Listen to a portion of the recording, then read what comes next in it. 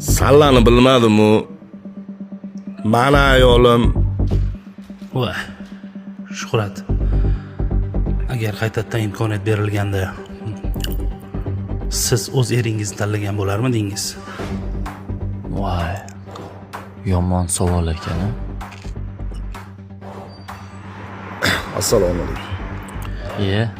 Yaxshi o'tiribsizlarmi? Yaxshimisan? Tuzumsan? Yaxshi keldingmi? Sog'lig'ing yaxshimi? Lekin meni o'ylantirdi. Ayolim nima deb javob bergan bo'lardi? Men ham hayron qoldim. Ayolim baxtlimikan deb. Tinchlikmi? Nima o'ylantirib qo'ydi senni? Xullas bittasi post qo'yibdi. Agar sizga qaytadan imkoniyat berilganda siz o'z eringizni tanlagan bo'larmidingiz? Sallani bilmadim-u. Mana ayolim aniq meni tanlardi. Mendagi er qatdan topadi, o'rtoq. Shunaqa deysan-u, lekin 90% ayol. Qani berchi, bitta ko'ring. To'g'ri. Biz erkaklar ham befarqlik qilib qolamiz gohida. Lekin uydagi narsani ko'chaga olib chiqish ham yaxshi emas deydi. Nimasini aytasan? Ayolim-ku.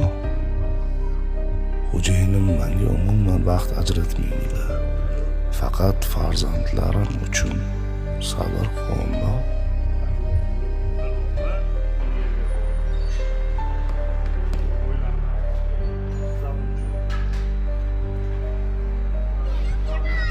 Ma'mularingni ovozini o'chirgin, charchab kelganman ishda.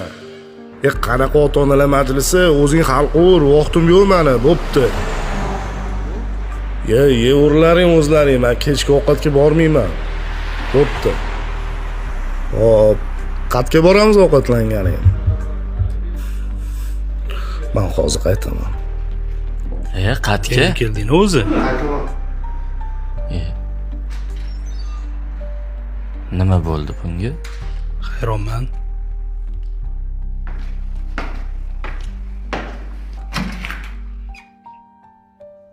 Assalomu alaykum.